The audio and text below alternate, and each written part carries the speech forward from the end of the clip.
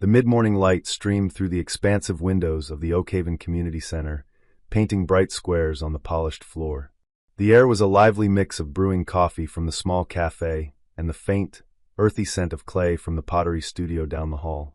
Arthur Vance sat on a bench in the main atrium, a half-finished crossword puzzle resting on his knee. He chose this spot deliberately, a place of constant motion where his stillness could go unnoticed. 2 years ago, this place had been different. 2 years ago, he'd walked through these doors with his wife, Eleanor, their hands intertwined, ready for their weekly ballroom dance class. But a sudden illness had stolen more than just his dance partner. It had stolen the rhythm of his life, the future he had taken for granted, and the easy camaraderie with friends who now seemed to keep a careful, pitying distance. The cheerful chatter of a mommy and me group echoed from the nearby activity room. "Let's all wave our hands in the air," a bright voice sang.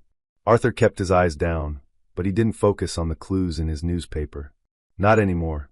Not since the last time he had pleaded with the universe for a miracle, only to be met with the profound silence of an empty house. Instead, he listened to the scuff of sneakers on the floor, the laughter of strangers, and the way the world continued to spin around him, never truly seeing the man frozen in its center. A woman pushing a stroller glanced his way, her smile faltering for a fraction of a second before she looked straight ahead. Arthur knew that flicker of hesitation well, the internal debate on whether to offer a platitude or to simply pretend he wasn't there. He had grown used to being a ghost in a room full of life. Then something broke the script. A small, colorful ball rolled to a stop against his shoe. Arthur blinked and looked up to see a little girl, no older than 6, with bright red rain boots and a determined expression. She held a half-eaten cookie in her other hand. "That's my brother's," she announced, pointing a crumb-dusted finger at the ball. "He has a bad throw." Before Arthur could formulate a response, a young woman with a kind face and flour dusting her apron jogged over. She placed a gentle hand on the girl's shoulder. "Sophie Manners," she said, though her voice was laced with warmth. "We don't bother people." The woman, Amelia, he would soon learn, looked at Arthur, her green eyes holding a genuine warmth, not pity. "Sorry about that," she said with a sheepish grin. "Leo is still working on his aim. We're just taking a break from the baking class." Arthur hesitated. He had become comfortable in his solitude, a silent observer people politely ignored. But there was something in the way Amelia spoke to him, not like he was a fragile widower, not like he was an interruption, but simply like he was another person in the community center. "It's no trouble," he said, his voice a little rough from disuse. Sophie, however, was not finished. She peered at his crossword puzzle. "My grandpa does those," she said. "He says a 3-letter word for a furry friend is always cat or dog. A small, unfamiliar feeling fluttered in Arthur's chest. It was the ghost of a smile. "He sounds like a very wise man," he replied. Amelia laughed, a bright, clear sound. "Well, since my star pupil has officially adopted you, would you mind watching our things for a second while I chase down my runaway son?" she asked, nodding toward a small boy who was now gleefully toddling toward the art gallery. "Of course," Arthur said. As Amelia darted off, Sophie climbed onto the bench beside him, leaving a respectable distance but creating a shared space. She took a bite of her cookie and looked at him thoughtfully. "You look sad," she stated, not with pity, but with the simple, direct honesty of a child. "My grandpa says crosswords make his brain happy. Maybe you need a harder one." For the first time in 2 years, Arthur didn't just feel like Eleanor's husband who was left behind. He was a man on a bench, a crossword enthusiast, a temporary guardian of a little girl's runaway ball. A man who had just been seen. And in the bustling hall of the Oakhaven Community Center, that simple act of connection changed everything. He continued his whispered explanation of the drawing. "This is a sea serpent, but he's friendly and gives rides. And this is his treasure chest, but I ran out of yellow, so it's orange." Amelia returned, a small, triumphant smile on her face as she led Leo by the hand. "Sorry," she murmured to Arthur. "This one's an escape artist." "It's all right," Arthur said. And to his own astonishment, he meant it. When a bell chimed, signaling the end of the class period, the atrium began to fill with people. Arthur instinctively tensed, ready to retreat into his shell. He had stopped expecting his circumstances to change. But then Amelia did something he hadn't anticipated. Instead of gathering her things to leave, she sat on the bench beside him, placing herself at his eye level. "Are you waiting for someone?" she asked, her voice soft. Arthur's throat felt tight.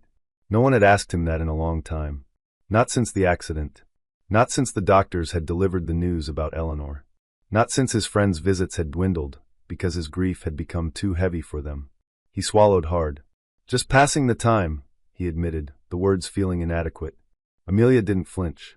She didn't offer empty platitudes about time healing all wounds, or how Eleanor was in a better place. She just nodded as if she understood. And then, right there in the middle of the bustling community center, she spoke. My dad used to do crosswords at the kitchen table every morning. He said it was like putting the world in order, one word at a time. The simplicity of it, the raw empathy, struck him with a surprising force. No one had acknowledged his small routines as anything other than a sign of his loneliness. When Amelia finally stood, gathering her children, Leo tugged on her sleeve again. Can Mr. Arthur come see our Cookie Monster cupcakes? He asked, eyes wide.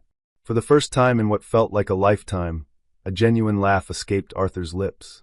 But as they prepared to part ways, he caught the looks from a few passers-by. The way their gazes lingered on him, then shifted to Amelia and her children. He couldn't hear the words, but he knew the expressions. Curiosity, a touch of pity, the unspoken question of why this bright young mother was spending her time with a sad old man. Amelia either didn't notice or chose to ignore it. She just offered Arthur a small smile. We're in the community kitchen every Tuesday morning. If you ever want a change of scenery. He hesitated. I don't want to be a bother. You wouldn't be, she interrupted gently. Besides, Sophie has decided you're an expert on puzzles. You're practically a celebrity now. Arthur glanced at the little girl, who was now trying to show him how her light-up sneakers worked. A forgotten warmth flickered to life in his chest. It felt like hope, but as he watched them walk away, Arthur couldn't shake the feeling that Amelia was carrying her own unseen burdens. The way her smile sometimes seemed to carry a weight behind it, the fleeting shadows in her eyes when she thought no one was looking. He had no idea that their lives were about to intersect in ways neither could have foreseen. The community kitchen buzzed with a chaotic energy, the whir of mixers, the laughter of children, the sweet scent of sugar and vanilla. Arthur stood hesitantly at the doorway, his newspaper clutched in his hand like a shield. He still wasn't sure why he had come. Kitchens meant family, and family meant memories he had spent the last 2 years trying to keep at bay. Sophie, spotting him first, waved a flour-dusted hand. You came. We're making monster fur, she shouted, pointing to a bowl of green-tinted frosting. Amelia looked up from where she was helping Leo pipe a messy blue blob onto a cupcake. Her expression was unreadable for a moment before she broke into a genuine smile. Glad you could make it. Want some coffee? It's fresh. She appreciated that. The way she didn't make a big deal of his arrival, but simply made space for him. Yes, thank you. They found a small table in the corner, a little island in the sea of happy chaos. Leo immediately began detailing the strategic placement of candy eyes on his cupcake. Amelia listened patiently, her gaze occasionally drifting toward the clock on the wall. Arthur stirred his coffee. You do this every week? He asked, gesturing to the vibrant scene. Amelia's fingers absently wiped a smudge of flour from the table. For about a year now. It's good for them. Good for me too. For the first time in 2 years, There was more to her story. He could tell by the faint shadow that occasionally crossed her bright face, the way she'd sometimes stop mid-sentence, as if losing her train of thought. But before he could ponder it further, a sharp, authoritative voice cut through the cheerful din. Amelia, dear. I thought that was you. A woman in a perfectly pressed floral dress and a string of pearls approached their table, her smile wide but not quite reaching her eyes. Amelia's posture straightened almost imperceptibly. Mrs. Gable, good morning. We've missed your cupcakes at the fundraising committee, the woman said, her tone light but carrying an edge of gentle reproof. You know, the bake sale could really use your touch. Such a reliable talent. I've been a bit busy, Amelia replied, her voice pleasant but firm. Mrs. Gable's gaze slid to Arthur, then down to the crossword puzzle sitting beside his coffee cup, her smile never wavering. And who is your friend? Something in Arthur's chest went cold. He knew that look. The polite inventory, the categorization that came with age and solitude. He opened his mouth to introduce himself, but Amelia spoke first. This is Arthur, she said, simple and clear, as if that were all the introduction needed. Mrs. Gable hesitated, then nodded. Well, it's lovely to see you making new friends, Arthur. We're always so happy to see our seniors getting involved in the center's activities. Seniors. Involved. As if he were a project, a box to be checked on a community outreach form. The moment hung, thick and awkward, until Leo, blessedly unaware, held up a cupcake with a lopsided, monstrous face. "Mine has 3 eyes," he announced to Mrs. Gable. The woman blinked, then offered a tight chuckle. "How creative, dear." With a final, meaningful look at Amelia, she excused herself and moved on, a ship sailing through the sea of tables. Amelia let out a quiet breath, her shoulders relaxing a fraction. Arthur studied her over the rim of his cup. "You're not on the fundraising committee anymore." It wasn't a question. She gave a short, quiet laugh. "It's not that. I just don't have time for performances." He understood perfectly. The way people wore their community spirit like a costume, expecting everyone else to play their assigned part. Sophie, bored with the adult silence, slid from her chair and tugged on Arthur's sleeve. "Want to see the garden? Sometimes there are ladybugs." Amelia opened her mouth, likely to tell her not to bother him, but Arthur surprised himself by nodding. "Lead the way." The community garden was a small, peaceful square of green tucked behind the building. Leo immediately began a quest for the biggest dandelion, leaving Arthur and Amelia near a bench laden with terracotta pots. "You don't have to let them drag you around," Amelia said quietly. "They're used to adults having better things to do." Arthur watched Sophie gently poke at a basil leaf. "I know, but I don't." They lapsed into a comfortable silence, the only sounds the rustle of leaves and the distant chatter from the kitchen. Then, without warning, Amelia spoke again. "My ex-husband David," she began, her voice soft, as if the words were new in the open air. "He was a neat freak. Everything had to be in its place. He would have hated all this."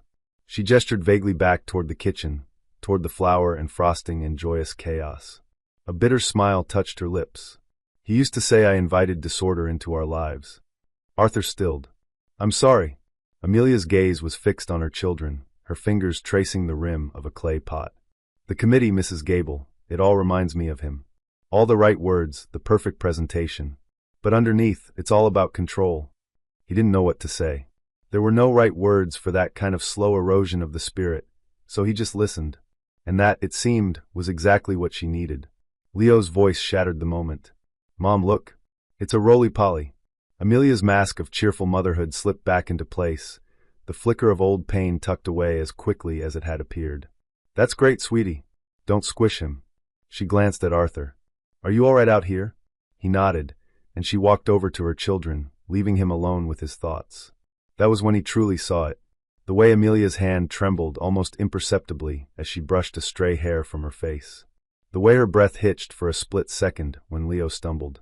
The way she scanned the small garden, her body humming with a low-level alertness. He recognized the signs, though they were different from his own. He had seen them in Eleanor's final months, the quiet exhaustion of putting on a brave face for the world.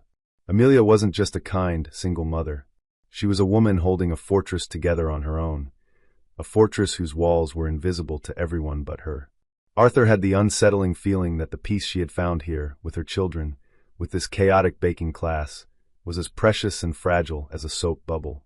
Inside the center, a bell rang, signaling the end of the morning's classes.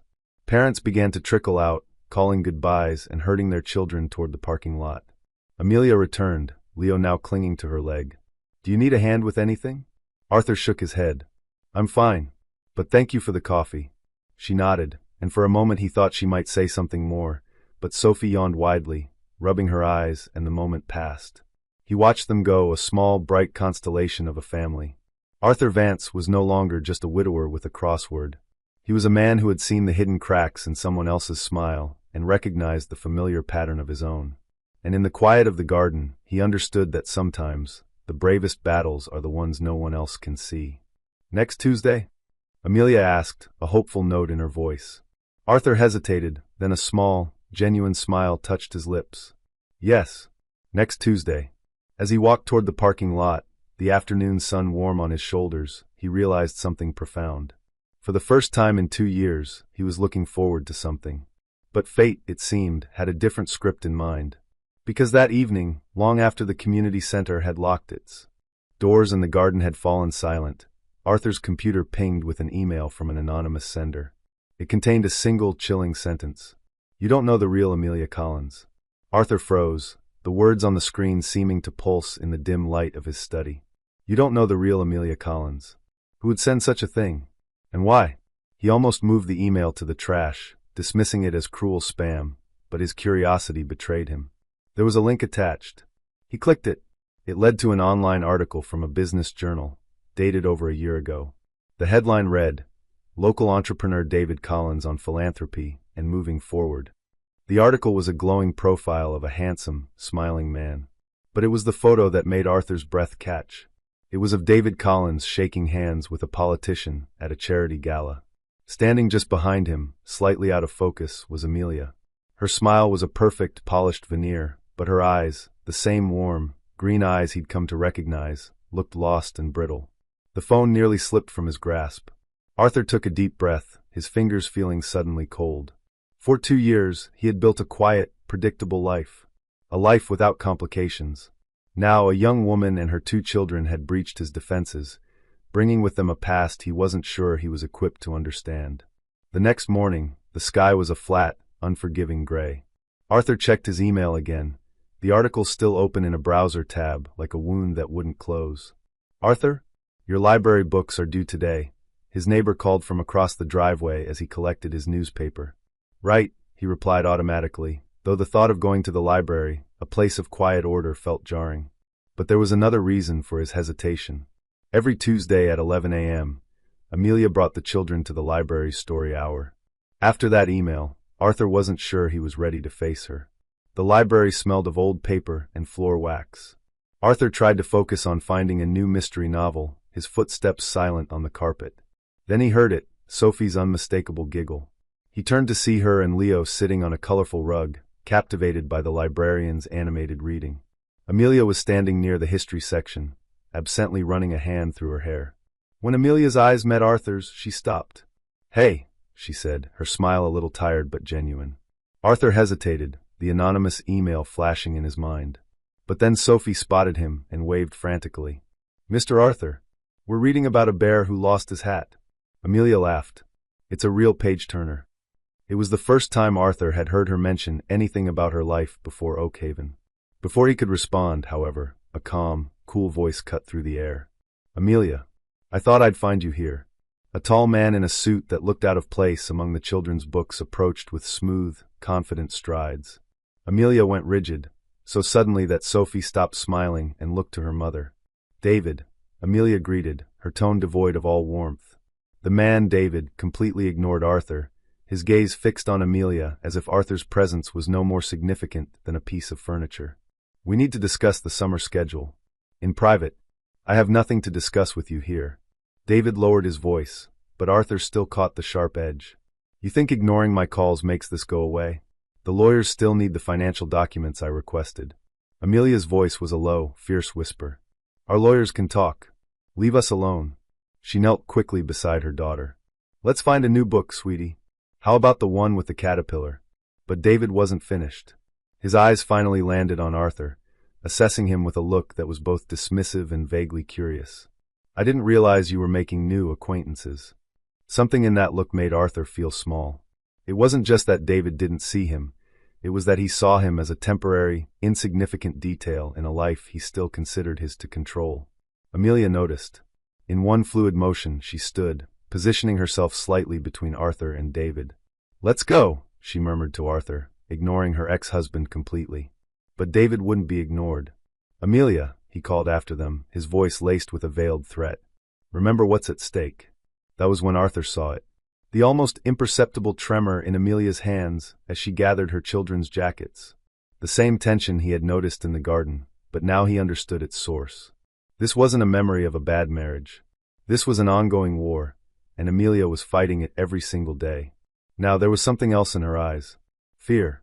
David stalked away, and without another word, Amelia began gathering her children with a light, urgent touch. They didn't stop until they were outside in the cool, damp air. "Who was that?" Arthur asked, his voice quieter than he intended. Amelia didn't answer immediately. Sophie, now perched on a low brick wall, was tracing patterns in the moss. "Someone from my past," Amelia finally said. "Someone who shouldn't be here." Arthur wanted to press further, but the rigid set of her jaw stopped him. There was a whole history there. One he was beginning to suspect was connected to that anonymous email. And then, as if the universe had a flair for the dramatic, Arthur's phone buzzed in his pocket. This time it was another email, another link. This one led to a gossip column from 2 years prior, showing Amelia leaving a courthouse, her face strained and pale. The headline screamed, "Socialite Amelia Collins's bitter divorce turns ugly amid accusations." Below it, a new message. "You really think she's the victim? Ask her what happened in Aspen." The gray light of the afternoon seemed to dim, blurring the words, but not enough to hide the truth now twisting before him. Amelia turned, noticing his expression. "Arthur? Are you okay?" He closed his eyes for a second, then tucked the phone into his pocket. "I'm fine," he lied. But nothing about this moment was fine. Because now Arthur had a choice to make: walk away, as the messages seemed to demand, or step deeper into the shadows surrounding Amelia Collins. And for the first time since Eleanor's passing, he felt something he hadn't in years. The unsettling pull of a world outside his own, a world that could change everything. The drizzle intensified as Arthur sat in his car, staring at the email on his phone. The photo of Amelia leaving the courthouse was grainy, but the look of raw despair in her eyes was crystal clear. Accusations. What had she been accused of? And why was someone so intent on poisoning him against her? He jumped when a soft knock sounded on his window. Amelia stood there, Sophie and Leo huddled under a small, bright pink umbrella, both looking soaked and miserable. Her expression was unreadable through the rain-streaked glass. Arthur hesitated for only a moment before rolling down the window. "You left without saying anything," Amelia said, her voice barely audible over the rain. Water dripped from the umbrella's edge. Behind her, Leo let out a loud, theatrical shiver. Arthur's grip tightened on his phone. He should show her the emails. Demand an explanation. But the sight of the two shivering children stopped him. "You're all getting wet," he said instead. "Get in." The car filled with the scent of damp wool and the quiet patter of rain on the roof. The children clambered into the back, immediately starting a hushed argument over who got to sit by the window. Amelia hesitated before sliding into the passenger seat, her presence making the familiar space feel suddenly different. "You're troubled," she stated, watching him carefully. Arthur kept his eyes on the road as he pulled out of the library parking lot. "That man back there, David. Who is he to you?" Amelia let out a sharp, quiet breath. "My ex-husband. And why is he talking about lawyers 2 years after your divorce?" The silence stretched for so long that Arthur thought she wouldn't answer. Then, barely audible over the hum of the tires on the wet pavement, she said, "Because some things never really end." Leo chose that moment to lean forward between the seats. "Arthur, can we get hot chocolate? Mom makes the best, but the cafe ones have more whipped cream." The simple, childish request broke the tension like a stone through thin ice. Amelia's shoulders lost some of their rigidity as Arthur nodded. "There's a cafe just up the road." The cafe's warmth enveloped them as they slid into a booth by the window. The children were immediately engrossed in drawing on their napkins with a borrowed pen, while Amelia methodically dried her daughter's hair with a handful of paper towels. Arthur watched them, the anonymous emails feeling like a physical weight in his pocket. This woman, who so patiently cared for her children, could she really be the person described in those venomous messages? "All right, Arthur," Amelia said as their hot chocolates arrived, her voice low. "Are you going to tell me why you look like you've seen a ghost?" Leo and Sophie were now happily engaged in a whipped cream eating contest, oblivious. Arthur took a slow breath. He pulled out his phone and slid it across the worn wooden table. "Someone doesn't want me getting to know you." Amelia's face went pale as she read the messages. Her hand, which had been steady just a moment before, trembled as she scrolled. When she reached the photo from the courthouse, her jaw tightened, and her knuckles went white against the ceramic mug. Her jaw clenched, and a muscle feathered along her cheek. "Mommy," Sophie peered up, her voice small, sensing the shift in the atmosphere. "Are you sad?" "No, sweetie." Amelia forced a smile and smoothed her daughter's hair. "Why don't you and Leo go ask the nice lady at the counter if they have any of those rainbow sprinkles?" The moment the children scampered off, Amelia's composure cracked. "Arthur, listen. Just tell me if it's true," he interrupted, his voice quieter than he'd intended. "The accusations. What happened?" The words hung between them, fragile and dangerous. Outside, the rain began anew, tapping a nervous rhythm against the cafe's large window. Amelia stared into her now cold drink. "It's complicated." "That's not an answer." She looked up then, and the raw exhaustion in her eyes made him catch his breath.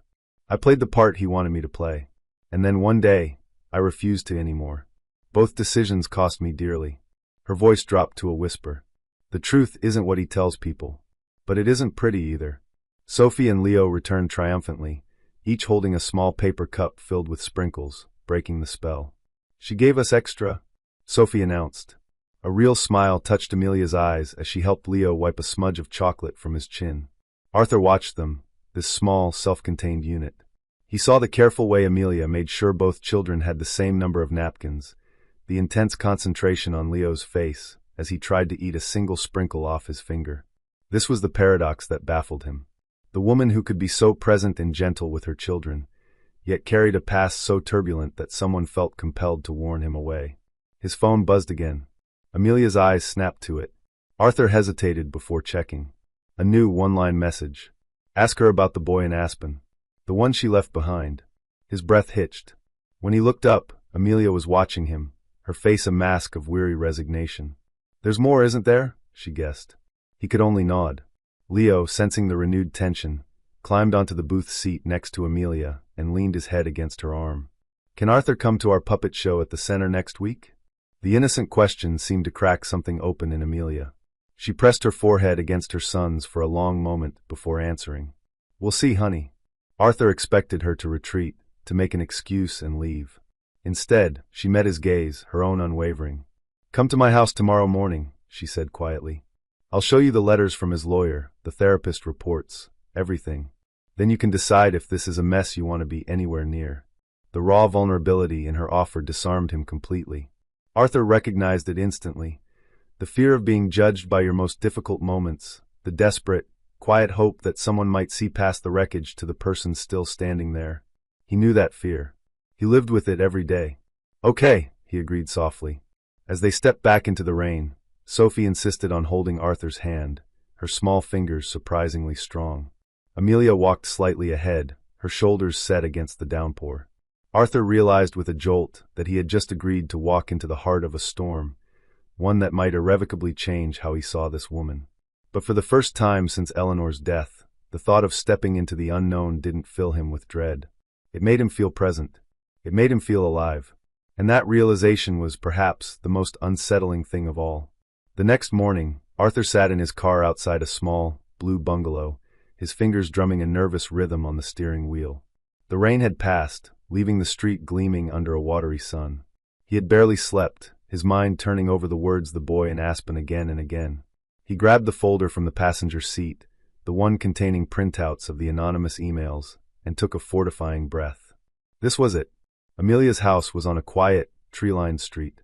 When she opened the door, Arthur was struck by how different she looked in her own space. Dressed in a soft, gray sweater and jeans, with her hair pulled back and no children in sight, she seemed both younger and more tired. Hi, she said, stepping aside to let him in. The kids are at a friend's house. We have a few hours. The house was modest but filled with a warm, lived-in chaos. A tower of colorful blocks stood precariously in the living room. Crayon drawings were taped to the refrigerator, and a tiny pair of muddy boots sat by the door. A gallery of school photos on the mantelpiece caught Arthur's eye. Sophie and Leo at various ages, their smiles bright and gap-toothed. There were no photos of their father. Amelia followed his gaze but didn't say anything. Instead, she walked to a bookshelf in the corner and pulled down a heavy document box. Before I show you any of this, she said, her voice steady as she placed the box on the coffee table, you should know that nothing in here makes me look like a perfect, blameless victim. It was a war, and in a war, nobody's hands stay clean. Here is classified, but it's not a simple story. Arthur sat in an armchair, his newspaper folder placed neatly beside him. I'm ready. For the next hour, Amelia walked him through the contents of the box. Angry letters from lawyers, custody agreements filled with intimidating clauses, and therapists' notes that painted a stark picture. The story that emerged was one of slow, suffocating control. David, her ex-husband, had used his wealth and social standing to isolate and manipulate her for years. Then she came to a small, sealed envelope. Aspen, she said, her voice tight. She trailed off, opening a photograph of a handsome, dark-haired teenager. This is Julian, David's son from his first marriage. Arthur's stomach twisted as he read the next document, a handwritten letter from the boy. It detailed an argument, David's cruelty, his threats. Amelia had tried to defend her stepson. In retaliation, David had threatened to use his influence to take Sophie and Leo from her, to prove she was an unstable and unfit mother. She was left with an impossible choice: stay and fight a battle she couldn't win, or take her own children and escape. She left. You were trying to protect Sophie and Leo, Arthur realized aloud. Amelia's hands clenched in her lap. It doesn't matter. I left him there. He felt abandoned. And when I finally filed for divorce, she gestured to the pile of legal documents, David used it against me. He told everyone I abandoned a child in crisis. Arthur understood now. Amelia hadn't been a villain. She had been a survivor in a situation where survival came at an unbearable price. The courts had eventually sided with her, granting her full custody, but the stain on her reputation and on her conscience remained. "Why didn't you just tell me this?" he asked softly. Amelia sank back into the sofa cushions. "Because part of me still wonders if they were right. If I was a coward." Her voice broke. "Because some days I look at my children and wonder what kind of damage I'm passing on to them. Because shame doesn't just go away, even when the court says you've won." Arthur knew that truth in his bones. He reached out instinctively, his hand covering hers where it rested on the box. "Amelia, you're not." A sharp, loud knock at the front door cut him off. They both startled. Amelia frowned, clearly not expecting anyone. When she opened the door, David stood on her doorstep, his expensive suit a stark contrast to the quiet, suburban street. His gaze flicked past Amelia to Arthur, and his mouth tightened into a thin, hard line. "I see you've been sharing family secrets." Amelia's posture went rigid. "You need to leave, David." He ignored her, addressing Arthur directly as if she wasn't there. "I warned you to stay out of it. Now you're a witness in an ongoing legal matter." He held up an official-looking document. "My lawyers have filed a motion to review the custody arrangement. New circumstances have arisen." Arthur's blood ran cold. "What new circumstances?" "That's a private matter." David's smile was razor-thin. "Unless Amelia wants to discuss her recent instability in front of her new friend." The challenge hung in the air, thick and poisonous. Amelia looked at Arthur, her expression a storm of fear and defiance. She was trapped. Arthur made the decision for her. He stood up slowly, picking up his folder of printed emails from the side table. "Whatever this is," he said to David, his voice steady, "you're not doing it without me being there to say what I've seen." For the first time, David seemed to truly see him. Not as a sad old man or a temporary distraction, but as someone who would not be dismissed. His smirk faltered. Amelia stepped forward. "Give us until Monday," she said to David, her voice finding its strength. "We'll have our lawyer contact yours. But right now, you are leaving my property." David hesitated, then gave a curt nod. "Monday it is." He turned to leave, then paused, pulling a business card from his wallet and placing it on the small entryway table. "Oh, and Arthur, in case you want to hear the story from someone who isn't a hysterical liar." The door clicked shut behind him, leaving a profound silence in its wake. Amelia leaned against the door, her head in her hands. "Arthur, I am so sorry. I never wanted." "Stop." Arthur moved to stand beside her. "You don't have to protect me. Not from him." Amelia looked up, her green eyes searching his. "Why are you doing this? After everything you've read, after those messages." Arthur thought of all the times people had looked past him, their eyes filled with pity. He thought of all the days he had felt invisible, a ghost in his own life. He thought of Sophie's bright smile and Amelia's quiet warmth in the bustling community center. "Because someone saw me when I felt like no one else did," he said simply. Outside, the sun began to dip below the horizon, painting the sky in shades of orange and purple. Monday loomed, with all its threats and unknowns. But in that moment, as Amelia's hand found his, Arthur realized something astonishing. He wasn't afraid. He was a part of a story now. And for the first time in a very long time, that felt like a reason to be brave.